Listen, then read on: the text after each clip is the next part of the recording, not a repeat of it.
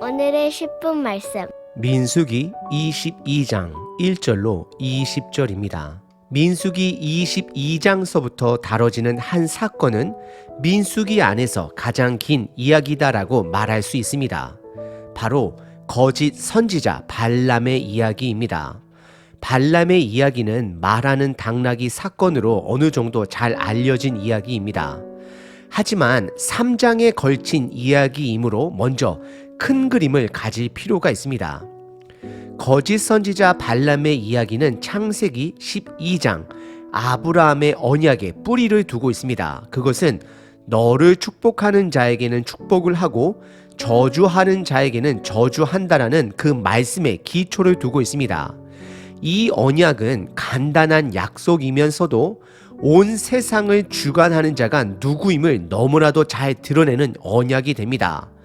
선과 악을 판단하시는 분도 하나님이신 것처럼 축복과 저주를 나눌 수 있는 분 또한 하나님 한 분 되심을 드러내십니다. 결국 발람의 이야기를 통하여 하나님의 주권을 다시 한번 강조합니다.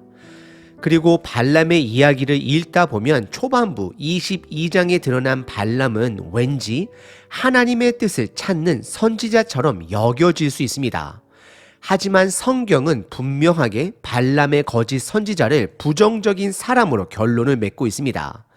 나중에 하나하나 살펴보겠지만 나귀보다 못한 선지자가 됨을 성경은 이야기 속에서 드러냅니다. 더 나아가 민수기 31장에 발람의 저주의 죽음이 드러나 있고 신명기 23장에서는 저주하는 발람, 그리고 베드로후서 2장에서는 미혹된 길로 걸어가는 발람, 또한 유다서에 보시면 저주의 길을 가는 발람 등 발람이라는 사람은 악한 길을 가는 거짓된 선지자의 대명사로 사용되어지고 있습니다. 그리고 민수기는 21장까지 이스라엘 백성들의 불순종을 살펴봤다라면 22장의 발람의 이야기는 이방인들의 불순종 또한 드러내시며 이스라엘 민족이던 이방 민족이던 결국 순종만이 하나님의 주권을 인정하는 자가 됨을 드러내고 있습니다.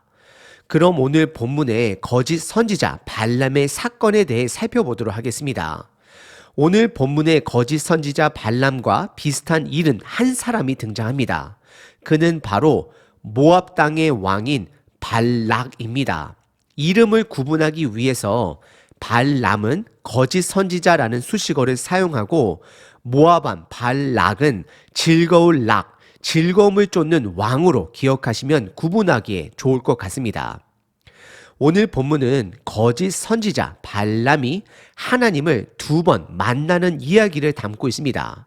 그래서 오늘 본문은 두 부분으로 나눠서 살펴보겠습니다. 첫 번째는 모압 왕 발락이 선지자 발람에게 저주를 요청합니다. 두 번째는 거짓 선지자 발람이 하나님을 두 번 만나게 됩니다. 첫 번째 부분은 1절서부터 6절까지 모압 왕 발락이 선지자 발람에게 저주를 요청하는 이야기입니다. 1절은 바로 전장 21장과 발람의 이야기의 전환점을 알려주고 있습니다. 전장 21장에서 이스라엘은 두 나라와의 전쟁에서 승리하며 약속의 땅을 향해 북쪽으로 전진하는 이스라엘 백성들의 이야기를 담고 있습니다. 그래서 1절은 이스라엘이 드디어 모압 평지에 진을 치며 요단강을 중심으로 여리고 앞, 즉 약속의 땅을 코앞에 두고 있습니다. 그리고 2절은 모압 왕을 소개하고 있습니다. 모압 왕 발락을 십볼의 아들로 소개합니다. 그리고 2절과 3절은 이방왕 발락은 하나님이 이스라엘 백성을 통해 하신 일을 보고 두려워합니다. 그것은 크게 두 가지입니다. 첫 번째는 강대국 애굽에서 나온 사건과 그들의 숫자가 번성함을 보고 두려워하고 있는 것입니다. 성경은 이방인조차 모압 왕조차 창세기 22장에 별과 같이 모래와 같이 번성하겠다라는 하나님의 약속 성취를 어느 정도 인지합니다. 하지만 이스라엘 백성들과 비교하자면 이스라엘 백성들은 여전히 불평, 불만 속에 있습니다.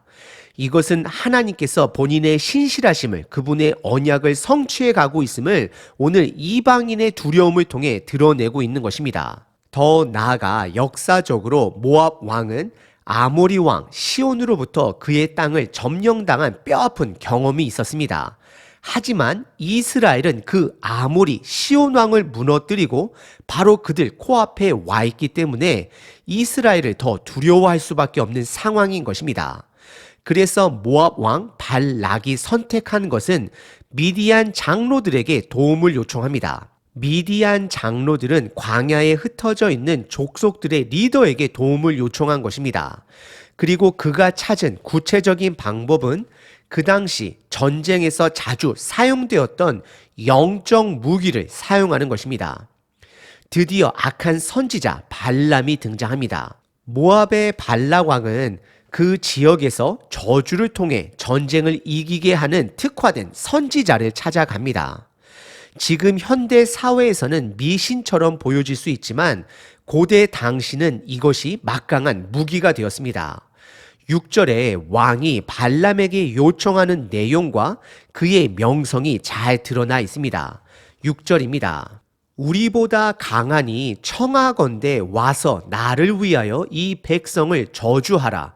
내가 혹 그들을 쳐서 이겨 이 땅에서 몰아내리라. 그대가 발람을 이야기하죠. 그대가 복을 비는 자는 복을 받고 저주하는 자는 저주를 받을 줄을 내가 알미니다 라고 고백하고 있습니다. 오늘 본문의 첫 번째 부분은 모압 왕 발락이 이스라엘을 저주하기 위해 발람 선지자를 고용하는 내용입니다. 두 번째 부분은 7절서부터 20절까지 거짓 선지자 발람이 하나님을 두 번 만나는 내용을 담고 있습니다. 7절에 모압의 리더들과 미디안의 리더들이 복채, 즉 돈을 가지고 악한 발람 선지자를 찾아갑니다. 그리고 발락 왕의 말을 그에게 전달하게 됩니다. 그러자 8절에 발람 선지자는 묘한 답변을 하게 됩니다. 8절입니다. 발람이 그들에게 이르되 이 밤에 여기에서 유숙하라. 여호와께서 내게 이르시는 대로 너희에게 답하리라. 모압 귀족들이 발람에게서 유숙하니라 라고 기록하고 있습니다. 발람 선지자는 그들에게 하룻밤을 머물도록 권면을 하고 더 나아가 여호와께서 말씀하시는 대로 너희들에게 말을 전하겠다라고 그의 알 수 없는 속의 뜻을 밝히고 있습니다. 그날 밤 하나님은 9절에 발람을 찾아오십니다. 우리는 여기서 분명하게 짚고 넘어가야 하는 것은 하나님의 주도권으로 발람에게 말씀하신다라는 것입니다. 그리고 하나님은 그에게 너와 함께 있는 사람들이 누구인지 물으십니다. 하나님이 왜 발람에게 이것을 물으실까요? 정말 몰라서 물으시는 것일까요? 그것은 아닙니다. 이것은 발람을 향한 간접적인 책망이 되는 것입니다. 하나님과 함께하는 이스라엘을 저주하는 것은 이성적으로도 하나님께 대적하게 되는 것입니다. 그래서 하나님은 왜 이스라엘을 저주하려는 그들과 함께 있느냐를 물으시며 발람을 지금 간접적으로 책망하는 것입니다. 그리고 이어서 10절과 11절에 발람은 하나님의 의중을 깨닫지 못하고 그와 함께하고 있는 자들은 모압 왕 발락이 보낸 자들이고 그들이 이스라엘 백성들을 향하여 저주를 요청했음을 고백합니다. 그러자 하나님은 발람에게 세 가지를 12절에 말씀하십니다. 첫 번째, 그들과 함께 가지 말라. 두 번째, 내 백성을 저주하지 말라. 세 번째, 내 백성은 복을 받은 자들이다라고 세 가지를 말씀해 주십니다. 하나님의 명령에는 분명한 하나님의 주권이 들려 있습니다. 축복과 저주는 하나님의 뜻에 달려 있는 것이지 하찮은 인간들의 저주와 축복으로 나눠지는 것이 아닌 것임을 성경은 드러냅니다. 그리고 13절의 발람은 다음날 아침 보냄을 받은 사신들에게 하나님이 너희들과 함께 가는 것을 원하지 않는다라고 전달하게 되고 두 번째와 세 번째는 말하지 않고 사신들을 돌려보냅니다. 그리고 14절에 그 사신들은 발람 선지자의 뜻을 왕에게 전달합니다. 하지만 왕은 지금 이스라엘을 저주하는 것에 목이 매여 있습니다.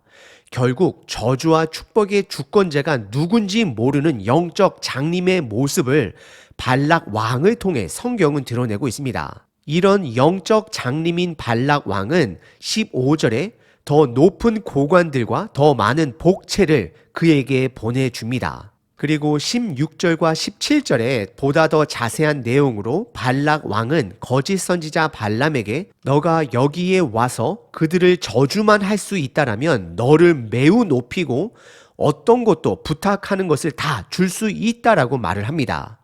왠지 이 장면은 예수님께서 40일 광야에서 사단에게 시험을 받은 장면과 연결이 되어져 보입니다. 그리고 거짓 선지자 발람의 마음을 정확하게 알 수 있는 구절은 18절과 19절에 나와 있습니다.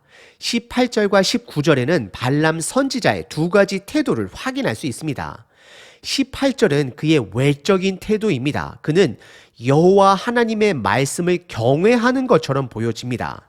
18절입니다. 발람이 발락의 신하들에게 대답하여 이르되 발락이 그 집에 가득한 은금을 내게 줄지라도 내가 능히 여호와 내 하나님의 말씀을 어겨 덜 하거나 더하지 못하겠노라 라고 말씀하고 있습니다. 발람 선지자는 너희들이 나에게 어떤 것을 줄지라도 내가 갈 수 없고 저주할 수 없다라고 참으로 올바른 표현을 외적으로는 합니다. 하지만 19절에 그의 내적인 태도를 확인하게 됩니다. 발람 선지자는 19절에 보시면 사신들에게 하루를 더 유할 것을 권면합니다. 거절을 했음에도 불구하고 왜 하루를 머물도록 그들에게 권면을 하는 것일까요? 19절입니다. 그런즉 이제 너희도 이 밤에 여기서 유숙하라. 여호와께서 내게 무슨 말씀을 더 하실는지 알아보리라. 이미 하나님은 그에게 말씀하셨는데도 불구하고 발람 선지자는 그들에게 하루를 더 유숙하며 하나님이 혹시라도 더 다른 말을 하실 수 있는지 본인이 알아보겠다라고 그들에게 그런 뉘앙스로 말하고 있습니다. 이것이 바로 발람 거짓 선지자의 감춰진 마음인 것입니다. 발람은 사실 세상의 명예와 물질 또한 얻기를 원했음은 19절과 18절을 비교하며 확인할 수 있습니다. 그리고 20절에서는 그날 밤에 하나님은 발람 선지자에게 그들과 가라 라고 말씀을 하십니다. 하지만 내가 하는 말만 할 것을 명령하십니다. 왜 하나님은 여기서 또 그에게 가라라고 허락을 하셨을까요? 저는 다음과 같이 해석을 합니다. 마음의 중심을 아시는 하나님께서 발람의 선지자의 탐욕스러운 마음을 아시고 하나님이 하나님 되심을 드러내기 위해 그를 사용하시기로 결단하신 것입니다. 하나님의 뜻, 축복과 저주는 사람의 뜻에 달려있는 것이 아니라 하나님 뜻에 달려있음을 주권자가 누가 됨을 그를 통해 드러내고자 하는 것입니다. 하나님은 이스라엘 백성들에게도 이방 민족들에게도 하나님의 주권을 온전히 드러내십니다.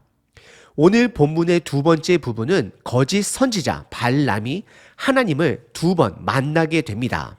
오늘 본문은 모압 왕 발락이 발람 선지자에게 이스라엘을 향한 저주를 부탁합니다. 하지만 축복과 저주는 인간의 뜻에 달려 있는 것이 아닙니다.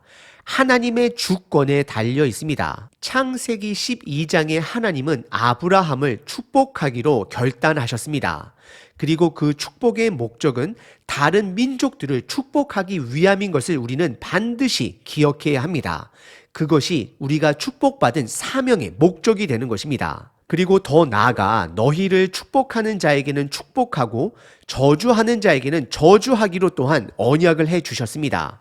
이 아브라함의 언약은 예수님을 통해 완성이 된 것입니다. 누구든지 예수님을 믿으면 축복하면 받아들이기로 결단을 하면 구원을 얻고 배척하면 안 믿기로 결단을 하면 이미 저주받은 상태에 머문다라는 것입니다. 저주와 축복은 하나님의 주권 아래에 있습니다.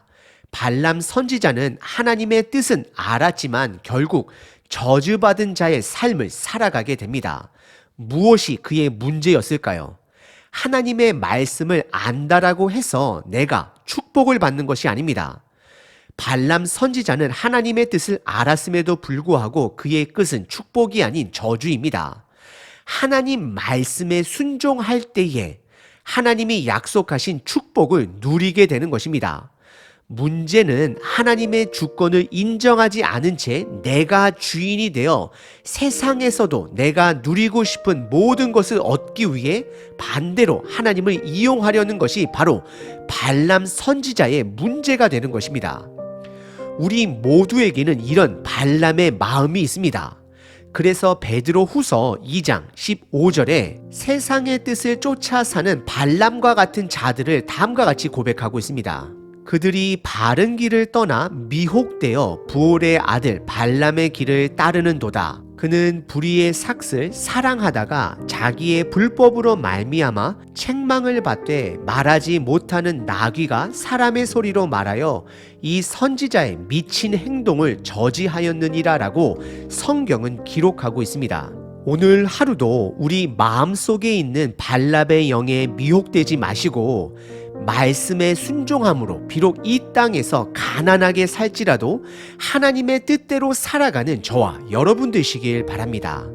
하나님, 우리 모두는 이 땅의 명예, 물질 누림에 연약한 자들입니다. 하지만 하나님 말씀에 축복과 저주가 있음을 신뢰합니다. 말씀에 순종하는 자가 되겠습니다. 아멘.